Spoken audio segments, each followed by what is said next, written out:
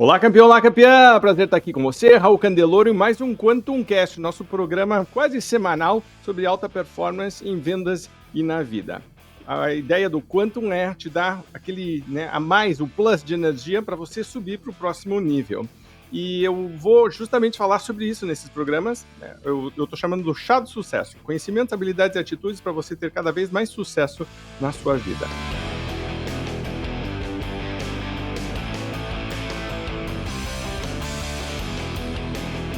Hoje o assunto são 10 formas de pensar que separam quem tem sucesso de quem vive com a frustração de não ter. Fiz uma lista rápida aqui, e antes de eu começar essa lista de 10 coisas diferentes, entre pessoas de sucesso e o resto, eu queria te lembrar para curtir, comentar, compartilhar, e lembrar que se você quiser que eu fale com o seu time de vendas ou com a sua empresa sobre algum desses assuntos, seria um prazer para mim, ir visitar a tua empresa ou fazer online, mas está sempre disponível, tá? Se eu não puder ir, tem alguém do meu time que com certeza absoluta pode ir, temos um time de treinadores excelente também, mas se eu puder pessoalmente ir, trabalhar com você ou com a tua equipe, vai ser fantástico. Vamos lá, começando então aqui a conversa de hoje sobre diferenças entre a forma de pensar de quem tem sucesso e o resto. A primeira coisa é locus de controle. Locus de controle tem dois, basicamente, interno e externo. Locus de controle externo é quando eu terceirizo a responsabilidade e às vezes até a culpa de coisas na minha vida. Então eu começo a dizer, quando o mercado melhorar, quando os clientes comprarem, quando os concorrentes pararem de ser tão agressivos, quando o governo cooperar, quando o meu time ganhar, quando fizer sol, quando chover, sabe, do tipo, tem sempre alguma coisa, isso é locus de controle externo. Eu estou jogando a responsabilidade do meu sucesso para fora. Pessoas de sucesso vão ter sempre locus de controle interno. Então a questão é, tem uma frase que eu gosto muito que é, entre o momento que acontece alguma coisa e a nossa resposta, existe um espaço, nesse espaço existe uma escolha, e na escolha reside nossa liberdade e nosso crescimento. Vou repetir, entre o momento que acontece alguma coisa e a nossa resposta, existe um espaço, no espaço existe uma escolha, e na escolha reside nossa liberdade e nosso crescimento. Quando você para pensar em relação a isso, o que ele está dizendo basicamente é, não sei o que vai acontecer comigo, mas a minha resposta ao que acontece comigo eu sempre posso controlar. Então esse locus de controle, a primeira coisa que eu diria é, o que eu posso fazer? Ok, aconteceu isso, como eu posso reagir? Como eu tenho que pensar em relação a isso? Qual que deveria ser a minha atitude? Mas é sempre locus de controle interno. Eu não jogo para fora a responsabilidade do sucesso, é minha responsabilidade. Segunda coisa, você vai notar com muita frequência que as pessoas que têm sucesso estão movidas a metas. Elas têm um objetivo, elas não estão vagando aí pela vida, pelo universo. Hoje eu estava lendo uma matéria de manhã sobre... Eu moro na Carolina do Norte, em Charlotte, e a gente tem a 1h30, 2 horas aqui, a praia.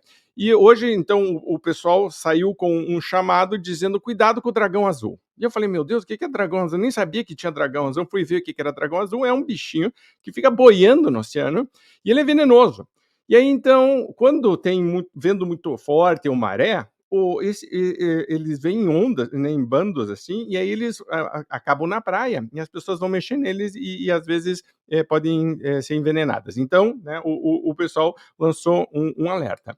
Eu estava pensando que interessante, porque a maior parte das pessoas passa pela vida que nem o dragão azul. Eu vou chamar isso do efeito dragão azul. É quando a pessoa está flutuando pela vida, sopra um vento, ela vai para cá, sopra um vento, ela vai para outro lado, vem a maré para cá, vem a maré para lá. É o efeito dragão azul que eu vou chamar.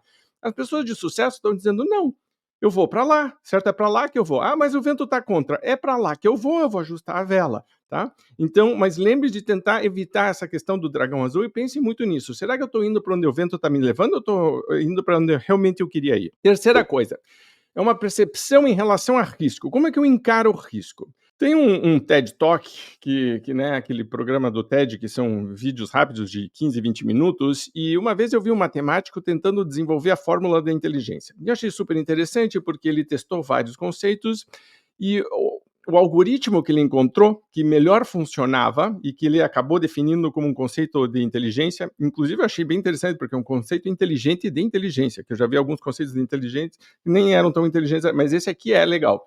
Porque ele diz o seguinte, você tem que, quando você tiver escolhas para fazer na tua vida, escolha a oportunidade que mais abrir portas para você enquanto você gerencia o risco que isso causa. Então, repetindo, aqui abre mais portas para você no futuro enquanto você gerencia o risco. Ele falou, né, na apresentação dele, eu tentei inverter essa fórmula para ver o que acontecia. Eu tentei colocar gerenciamento de risco em primeiro para depois maximizar oportunidades. Ele falou foi um desastre. Porque quando eu tento gerenciar o risco em primeiro plano, eu elimino a maior parte das coisas boas, porque eu fico só pensando no risco. Então, as pessoas de sucesso entendem o risco como algo que faz parte e vão trabalhar para gerenciar o risco, mas não para evitá-lo completamente. Senão você fica paralisado ou paralisada, ok? Quarta coisa que eu queria que você entendesse dessa diferença entre pessoas de sucesso e o resto. Tem uma frase estoica que diz que o obstáculo é o caminho. Se eu não estou boiando pela vida como um dragão azul, eu estou claramente definindo uma meta, um objetivo, eu tenho um norte, eu quero ir para lá, é muito comum que eu tenha obstáculos, é muito comum que a maré esteja contra, que o vento esteja contra. Isso significa que eu tenho que aprender a lidar com isso e não que eu tenho que desistir. Não que eu estou no caminho errado. Muitas pessoas dizem, não, estou enfrentando obstáculos, então estou no caminho errado, porque o sucesso é fácil. Não é, não é. O sucesso é bem difícil. E justamente por isso que os estoicos diziam que o obstáculo é o caminho, é por aí. A questão não é você torcer por não ter obstáculos ou por você ter obstáculos pequenos. A questão é você crescer e superar os teus obstáculos. Então encare obstáculos como oportunidades de crescimento, de melhoria, mas principalmente como sinal de que você está no controle da tua vida. Você está indo para onde você quer ir. Entenda que o obstáculo é o caminho. Quinto o assunto que eu queria falar com você hoje. Você já deve ter me visto falar exaustivamente. Se você me segue, me acompanha, você vai ver que eu falo sobre isso o tempo inteiro. A Carol Dweck escreveu um livro chamado Mindset e a diferença entre mindset de crescimento e o mindset fixo. De maneira muito resumida, eu tenho uma palestra que é só sobre mindset, então eu falo muito sobre isso, mas de maneira muito resumida, o mindset fixo acha que não pode melhorar em relação a alguma coisa. Então a pessoa acha que ela nasceu boa em matemática ou ruim de matemática. Eu não sei fazer cálculo, não adianta, eu sou ruim, né? Eu sou burro, sabe? A pessoa que diz, não adianta me dar um violão, eu nunca vou aprender música, eu sou ruim de música. Eu não sei jogar futebol, eu não sei cozinhar, eu não sei falar em público, eu não sei vender, eu não sei negociar, eu não sei um monte de coisas que a gente vai colocando na nossa cabeça ou que a gente deixa que coloquem na nossa cabeça, assunto para um outro programa em algum momento, as coisas que, né, a vida, a família, a sociedade, a mídia vai nos colocando na cabeça, mas e que a gente deixa, porque a gente é bombardeado e às vezes a gente não está prestando atenção, mas essas coisas vão se acumulando e daqui a pouco a gente começa a se limitar. E a gente que está se limitando. Não é o mundo, não é o universo, é a gente que está se limitando porque nossos pensamentos são limitantes. O mindset fixo tem esse pensamento limitante de dizer em relação a isso, não adianta nem eu tentar, porque eu não vou melhorar, certo? Então a pessoa já começa derrotada, já começa negativa e ela nem tenta. Óbvio que ela não vai melhorar numa área onde ela nem vai tentar. Eu tenho que tentar, certo? O mindset de crescimento vai mudar isso para dizer, eu ainda não sou bom, eu ainda não sou boa, porque eu ainda não me dediquei, eu vou precisar me dedicar. Note que tem uma questão de esforço, eu vou ter que me dedicar a melhorar isso. E eu percebo que em muitas áreas da minha vida eu tenho talentos que são naturais, então eu tenho uma facilidade muito grande para algumas coisas, mesmo assim eu tenho que trabalhar nelas, e tem algumas que eu vou ter que fazer mais força do que os outros. Talvez, por exemplo, eu tenho um problema de temperamento, certo? Historicamente sempre tendi a ser muito agressivo, explodir em algumas situações, e tive que aprender a lidar com isso. Não é uma coisa construtiva a longo prazo, ela é muito desgastante para mim, para as pessoas à minha volta, sempre muito complicado. Tem uma limitação em relação a isso. Eu posso dizer, não, eu sou assim mesmo, paciência, se quiser lidar comigo é assim mesmo, o Raul explode e paciência. Ou eu vou dizer, caramba, Raul, você vai ter que trabalhar com isso. Então note que o mindset fixo também tem aquela questão de locus de controle. O locus de controle do mindset fixo está dizendo, eu não tenho controle sobre isso, então eu já desisto. O mindset de crescimento está dizendo, o locus de controle é interno, então se eu me dedicar a isso, eu posso melhorar. Mas note que tem uma predisposição, e é uma decisão, é uma escolha tua de dizer, vou me dedicar a melhorar isso, porque tudo na tua vida você pode melhorar. Você pode ter mais facilidade ou não, mais habilidade ou não, mais talento ou não, mas tudo você pode melhorar, basta se dedicar. Sexto ponto que eu queria falar com você hoje, chama de delay da gratificação. Delay é entre o momento que acontece alguma coisa e a resposta, certo? Então, aquele espaço de tempo chama delay. E delay de gratificação é quando eu estou fazendo alguma coisa agora, mas a recompensa não vai vir agora, vai vir depois. E é uma das coisas que mais você vê em estudos aparecendo como que separa pessoas de todos os tipos de nível socioeconômico que você puder imaginar, de todas as áreas da vida, mas o que separa pessoas que conseguiram subir de nível foi essa questão do delay da gratificação. Tem um estudo que você já deve ter ouvido falar, que é o estudo dos marshmallows, né, que psicólogos colocam marshmallow em cima de uma mesa e deixam as crianças sozinhas na sala e dizem, ó, se você esperar tanto tempo, você pode ganhar 2 marshmallows. Ou, se você não aguentar, você come um marshmallow. E é incrível isso, porque a maior parte das crianças não aguenta, elas vão e comem o marshmallow. As que aguentam e recebem depois 2 marshmallows, os psicólogos acompanham essas pessoas depois por muito tempo e elas vão ter muito mais sucesso. Quando eu vou para academia, eu não me sinto bem só agora. E muitas vezes, inclusive, nem me sinto tão bem assim. Às vezes não estou nem com vontade de ir, mas eu sei que a longo prazo isso vai fazer uma diferença. Se eu guardo dinheiro hoje e eu tenho um fundo de reserva, isso na verdade não me dá um grande prazer incrível.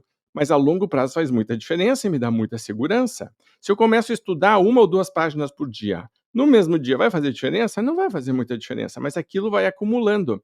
Então, muitas vezes o que eu estou dizendo é que eu vou sacrificar o meu bem-estar agora. Talvez eu pudesse estar fazendo coisas que seriam muito mais agradáveis, muito mais legais. Nossa, eu podia estar me divertindo, podia estar fazendo um monte de coisa, festa, e às vezes, né, aquela história da cigarra e da formiga, né? Quando você é formiga, você olha todo mundo fazendo festa e dizendo, pô, será que eu estou errado? Eu vou dizer, não, você não está errado. Você está fazendo exatamente o que é para fazer, porque o inverno sempre vem.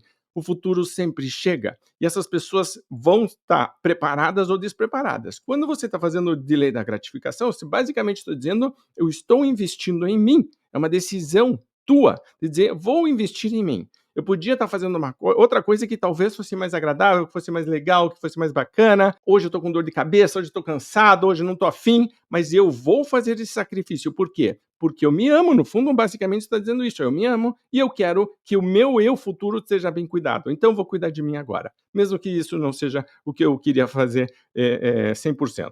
Ok? Então lembre de lei da gratificação, conceito super importante. Sétimo ponto aqui, acho que talvez um dos mais importantes é a diferença da mentalidade de abundância ou da mentalidade de escassez. Aquela história de que tudo é soma zero ou pode ser mais um. Quando eu vou trabalhar com alguém, por exemplo, eu vou vender um produto ou serviço, eu acredito que eu estou tirando o dinheiro da pessoa? Eu acredito que ela está me pegando um produto ou serviço e está pagando barato? Por exemplo. Quando eu olho para o mundo, eu acho que tem muita possibilidade ou tem poucas e eu tenho que correr para pegar a minha antes que alguém pegue. E se alguém pegar é porque pegou a minha também. Então, sabe, tipo, eu posso criar oportunidades? As oportunidades são infinitas ou elas são, né, finitas, escassas? Então, essa mentalidade de abundância ou de escassez faz com que você comece a perceber oportunidades ou não, que você se relacione com as pessoas de um jeito ou de outro, que você fale ou pense, você pare para pensar, todos os teus relacionamentos começam a estar delimitados, certo? Pela tua forma de encarar o universo. Se eu acredito que tem muito e que tem sobrando, eu vou ser uma pessoa tranquila, eu vou compartilhar, eu vou ajudar, etc. Mas se eu estou numa mentalidade de escassez permanente, eu viro egoísta. É natural do ser humano, numa situação de escassez, começar a dizer, cara, eu tenho que preservar o meu. E não está errado, certo? É uma questão de sobrevivência, mas é uma questão de mentalidade. Se você parar para pensar, nunca antes na história a humanidade teve tanta oportunidade de crescimento. Não nunca existiu, nunca existiu. E aí ainda tem gente com mentalidade de escassez. O que existe, na verdade, escassez, eu acho que de vontade de trabalhar, ou vontade de realmente crescer. Porque de oportunidades não existe. Então, sempre que você puder, pare para olhar e dizer como que eu crio abundância, como que eu penso em abundância, como que eu faço com que as outras pessoas cresçam também. O Zig Ziglar falou uma coisa que eu gosto muito, que diz que a melhor forma de você ter sucesso é fazendo com que as outras pessoas tenham sucesso. E eu gosto muito dessa ideia, de que, né, eu me dedico aos outros, porque realmente vai vir para mim. Aquela história de que o universo conspira a favor quando você sabe para onde você está indo, certo? Aquela questão de definir metas e objetivos. Eu acho que o universo te dá de volta quando você trata bem o universo, certo? É quase como se fosse um eco, tá? Então, a vida te dá de volta não só o que você está fazendo ou falando, mas principalmente o que você está pensando. Oitavo ponto aqui. a relação que você tem em relação a aprender. Uma das coisas que eu notei é que quando eu tô bem na vida, meu olho tá brilhando, eu tô falando com energia, eu tô convivendo bem com as pessoas, eu provavelmente tô comprando livros, ou tô lendo um livro, ou tô, né, empolgado com algum assunto. Quando você está empolgado com algum assunto, você quer se aprofundar. O problema é quando a gente está estudando uma coisa que não tem nada a ver com o nosso dia a dia, certo? Então você vai tentar aprender, sei lá, coreano. Aí você diz, você vai aplicar coreano na tua vida? Não vai. Você tem algumas e não vai. Não, chega uma hora que você diz, acho que eu não vou continuar estudando esse negócio. Então é quase como, né, quando a gente estava estudando algumas coisas na escola, que você ficava olhando e dizendo, mas quando que eu vou usar isso aqui? Né, até hoje lembro que eu estava fazendo mestrado, eu fui para Babson e teve uma aula que a gente estava fazendo antilog negativo. Eu estava dando risada dizendo antilog negativo é a morte do nerd, certo? É tipo o topo do nerd. Não existe mais nerd do que antilog negativo. Eu só usei naquela aula e eu tinha dois amigos indianos e um coreano que felizmente eram bem melhores do que eu, então eles ficavam fazendo os cálculos para mim. Eu fazia a apresentação, que era bom de falar, e eles faziam a planilha por trás da apresentação e ficava tudo bem, certo? Mas eu falei, antilog negativo não vou usar nunca na vida. A gente, quando tá apaixonado por um assunto, você consegue começar a olhar oportunidades, você pega ideias, você vai visitar algum lugar e diz, opa, eu posso adaptar isso aqui, né? Então, né, você começa a copiar e você começa a inventar coisa nova e você começa a experimentar e a vida parece que tem um gosto diferente quando você está aprendendo. Tinha um amigo meu que se chamava Eduardo Botelho e ele dizia que todo mundo precisa ter uma amante. Quando ele falava isso era para causar, né? Era causar impacto e todo mundo, o que você quer dizer com isso? Não, calma, deixa eu explicar. Amante, na verdade, tem a ver com amar. Você tem que estar apaixonado por algum assunto. E a minha questão aqui em relação ao ensino é justamente essa. Por qual assunto você está apaixonado ou apaixonada? O que faz teu olho brilhar? E começa a se dedicar mais a isso. Você vai ver, é astrologia. Vai lá estudar astrologia. Compra curso de astrologia, vai no YouTube assistir vídeo de astrologia, compra livro, né? Tente montar você o teu curso de astrologia. Acho que a melhor coisa que a pessoa pode fazer para aprender alguma coisa é tentar dar aula. Então você começa a se apaixonar por qualquer assunto. Pô, sei lá, taxa de conversão tá baixa, certo? Ou eu não consigo ganhar dinheiro, queria ganhar mais dinheiro. Bom, vamos estudar dinheiro. Dinheiro é um assunto muito legal para trabalhar. Mas a questão, de novo, é o que faz o teu olho brilhar. E o que faz o teu olho brilhar, se aprofunde, estude, vire um expert no assunto. O Peter Drucker, muitos anos atrás, eu estava na faculdade e eu li uma entrevista dele, ele dizia que ele estudava um assunto a cada 5 anos. Ele se aprofundava naquele assunto, 5 anos exauria o assunto e depois mudava de assunto.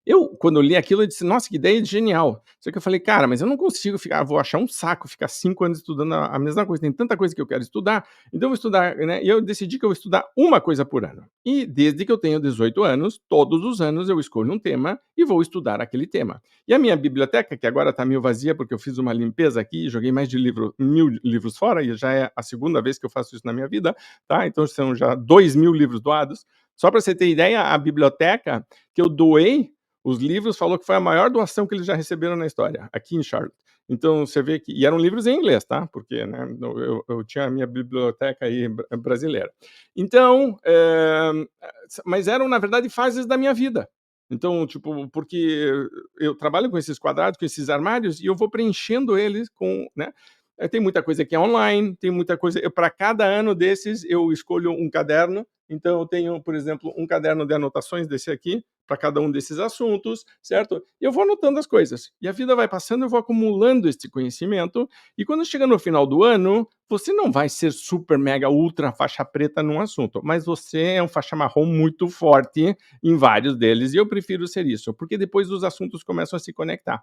Então, estudar permanentemente, para mim, inclusive, traz não só a alegria de viver, mas faz de você uma pessoa mais interessante. Se você pegar uma pessoa que tá a mesma coisa há 10 anos, você vai ver, meu Deus, que pessoa chata. Você deve ter amigos e amigas que empacaram na vida e pode ver que a pessoa, né, você foi, conheceu, cresceu, é outra pessoa, basicamente. A pessoa tá lá naquela mesmice de sempre. Você diz, meu Deus, que triste, né? Que perda de oportunidade. Não faça isso com a tua vida. De novo, a gente se obriga às vezes a estudar alguns assuntos porque é necessário, a gente tem que aprender, mas quando a gente se apaixona de verdade por algum, eu vou te dizer, vá a fundo. Você vai ver que a vida fica muito mais legal. Nono assunto é autoconfiança, mas principalmente ligado à resiliência e à garra. Tem um conceito que se chama grit, tá? Que é garra. E acho que a especialista que melhor fala sobre isso se chama Angela Duckworth, tá? Ela tem um livro chamado Garra, ela tem uma apresentação no TED que é legal, e particularmente gostei mais do livro, mas Garra é paixão e persistência por objetivos de longo prazo. Tem um paradoxo que o Jim Collins ele chamou de paradoxo de Stockdale, que é muito interessante de desenvolver aqui. O almirante Stockdale foi preso, certo? E ficou preso muito tempo num campo de concentração. Ele estava lá na Ásia, os Estados Unidos, para variar, se metendo em confusão, né, no Vietnã, na Coreia, não sei o que. Ele é preso e fica num campo de concentração. Como a patente mais alta que estava ali, né, dos presos, ele é interrogado muitas vezes, torturado muitas vezes, e ele não esmorece em nenhum momento. Depois ele é solto, condecorado, herói, hoje, né, dá aula na academia aqui de West Point, que é tipo agulhas negras, né, certo? West Point é tipo o topo máximo das academias militares aqui nos Estados Unidos, e o Jim Collins encontrou ele uma vez e perguntou como é que você sobreviveu numa situação dessas, e, né, e perguntou, foi otimismo? E o Stockdale falou, não, os otimistas morreram de coração partido. Oh, mas como assim, né? Porque a gente sempre acha que o otimismo é importante. Ele falou, os otimistas achavam que a gente ia ser solto na semana que vem, e a gente não era. Aí no mês que vem não era. Aí ia ser na Páscoa, aí ia ser no Ação de Graças, aí ia ser no Natal, aí ia ser no Ano Novo, aí ia ser na comemoração do não sei o quê, do Ano Novo do Dragão. E nunca passava dia, eles passaram anos, né, presos. E aí eles morreram todos de coração partido, porque esperando sempre um milagre acontecer. Primeiro, locus de controle externo, não tenho controle sobre isso, eu coloco meu otimismo numa coisa que não acontece, fico frustrado, a sequência de frustrações me leva a um coração partido, e nesse caso as pessoas basicamente desistiam de viver. Num campo de concentração, isso fica muito, muito forte, a pessoa fisicamente, né, sendo maltratada, mal alimentada, etc., ela morre. Mas muita gente está assim na vida real. A pessoa basicamente desistiu de verdade de tentar ter sucesso. A pessoa desistiu de tentar crescer, de tentar fazer algo diferente para ela, para sua família, para o mundo. Ela basicamente está passando pela vida. Por quê? Porque o coração está quebrado. Porque ela tinha muitas expectativas. E ela olha para trás e diz: nossa, eu queria muito da minha vida, não consegui, não consegui, não consegui. A pessoa desiste. E aí entra numa situação que é meio que um zumbi, uma pessoa que é meio morta-viva e tá ali. Se você olha por fora, parece que tem um ser humano, mas dentro tem um coração partido e uma perda de acreditar num futuro melhor. E aqui eu vou te dizer, aí que aparece a garra. É por isso que esse momento é tão importante. É paixão e persistência por objetivos de longo prazo, entender que a jornada vai acontecer no seu jeito, tudo tem o seu ritmo, talvez não seja o teu ritmo, talvez, né, alguém lá em cima tenha um plano diferente para você. A questão é você entender que no final vai dar certo, mas agora, especificamente, provavelmente seja bem difícil. E o paradoxo de Stockdale é o que ele chamou de otimismo realista. A Carol Dweck também fala muito sobre isso quando vai falar de mindset, que é um otimismo realista. O almirante Stockdale disse: eu tinha fé e convicção, e eu acho muito legal a escolha das palavras, é fé e convicção absoluta de que tudo ia dar certo, mas que ia ser muito difícil. E pare para pensar nisso. Fé e convicção absoluta de que no final vai dar tudo certo, mas que vai ser muito difícil. E a última frase é que eu consigo. Essa é a parte mais importante, que você consegue. Então essa crença de que lá no final vai dar tudo certo, agora vai ser difícil, mas sim você consegue. Para terminar, tua relação com o dinheiro. Como anda? A gente está numa sociedade que é uma sociedade meio esquisita, porque existe muita inveja dos ricos, ao mesmo tempo todo mundo quer ser rico. E a gente tem uma questão de que você ser de direita, capitalista, no Brasil é quase como se fosse um insulto, certo? E aí então você vê quem que está falando sobre isso, ou quem não tem sucesso, quem não entende. Então, e você olha, as pessoas tiveram educação financeira? Não tiveram. Sabem fazer gestão financeira? Não sabem. Então, as pessoas não entendem o dinheiro. Mas a gente vive num mundo onde o dinheiro é super importante. A gente precisa entender que ele é uma ferramenta. A tua relação com o dinheiro é uma das coisas mais importantes que tem. O Woody Allen, que é um comediante americano, tem uma frase que eu gosto muito que diz que é melhor ser rico do que ser pobre, nem que seja só por questões financeiras. Então, né, a piadinha de que, né, dúvida, pelo menos o dinheiro me ajuda, certo? Se eu vou estar nessa situação, eu sou eu de qualquer jeito, com dinheiro e sem dinheiro, Existem algumas pessoas que usam o dinheiro de maneira errada ou precisam mostrar que tem dinheiro? Tem, mas né, essa pessoa provavelmente ia achar alguma outra forma, né? E tem muita gente que tenta usar o dinheiro para preencher um buraco interno e aí depois fica, né, aquela coisa de tendo que manifestar externamente e mostrando que tem. Mas no fundo a questão não é do dinheiro. Ela tem uma insegurança gigantesca, ela tem um complexo de inferioridade, ela precisa mostrar isso. Para mim, o dinheiro sempre foi, primeiro, uma segurança em relação ao meu destino. Quem tem dinheiro pode ter escolhas. Quando eu tenho dinheiro, eu faço as minhas escolhas, porque senão a necessidade do dinheiro começa a ser muito, muito forte, principalmente, por exemplo, quando eu casei, quando eu tive filhos, que mudou completamente a minha relação com o dinheiro. Antes eu não estava nem aí se eu não tinha dinheiro na conta. Depois que eu casei, comecei a ficar um pouco mais sério. Quando eu tive o Daniel e o Rafael, aí com certeza absoluta a coisa ficou séria. Eu falei, eles têm que ter comida. Eu posso ficar sem comer, eles não, certo? Tipo, então muda a tua cabeça. E mesma coisa com a Marília, certo? Então a gente sempre conversou muito em relação a isso. Mas o dinheiro é uma ferramenta maravilhosa. Ela abre portas, ela permite ajudar. Você pode viajar, você pode comprar, você pode fazer, sabe, tipo, eu quero estudar, eu quero, sei lá, ir para algum lugar, eu quero comer isso aqui, eu quero, sabe, tipo, qualquer coisa. Então, note que você não precisa fazer nada com o dinheiro, mas o fato de poder fazer te dá liberdade. É uma segurança maravilhosa. E note que também existe um momento onde mais dinheiro, simplesmente o acúmulo dele, não vai fazer nenhuma diferença na tua vida. Se você parar para olhar todos os estudos em relação à felicidade, à satisfação com a vida, tudo isso, chega um momento onde meio que dá uma equilibrada. Então a questão, de novo, é essa busca do equilíbrio, mas entender que o dinheiro faz parte da nossa vida, não é vilão, não é culpado, não é ruim, não é, sabe, tipo, o dinheiro não é nada, é simplesmente uma ferramenta que vai para cá e para lá. E, de novo, se eu olho para o mundo com uma mentalidade de abundância, e eu penso, existe muito dinheiro aí fora, eu tenho direito a uma parte dele, eu vou trabalhar para conquistar isso. Eu vou fazer com que as pessoas queiram trabalhar comigo, eu quero que as pessoas tenham uma relação assimétrica, eu chamo isso de assimetria, que é quando eu dou mais do que eu recebo, mas quando eu recebo muito bem, eu ainda assim, eu então posso cobrar, por exemplo, eu cobro bastante por uma palestra, por um workshop. E as pessoas depois vão dizer um testemunhal dizendo, foi muito bom, muito obrigado, vamos fazer de novo, tipo, não, vamos fazer boca a boca. Eu cobrei muito bem. Quando você vai num bom médico, ele cobra muito bem, você vai dizer, valeu a pena. Quando você vai num bom restaurante e você paga bem, come bem, você vai dizer, valeu a pena. Você vai para um hotel super caro, não sei o quê, mas o atendimento era excelente, era tudo muito legal, as pessoas vão dizer, você vai dizer, vale a pena. Então, veja de novo, é uma mistura de mentalidade de abundância com confiança em mim mesmo, com dizer, qual que é meu papel nesse mundo?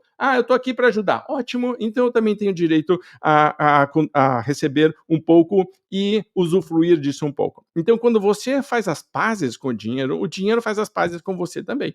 Certo? Pare para pensar nisso. E aí você começa a ter uma conversa mental positiva com você mesmo e começa a entender que o dinheiro, na verdade, é ferramenta, mas é também um jogo que você precisa aprender a jogar. E quando a gente joga ele, a gente tem muito mais controle. Ok? Então, basicamente, a conversa de hoje era sobre esses 10 pontos que diferenciam pessoas que têm uma probabilidade muito maior de sucesso, tá? Com as que não têm.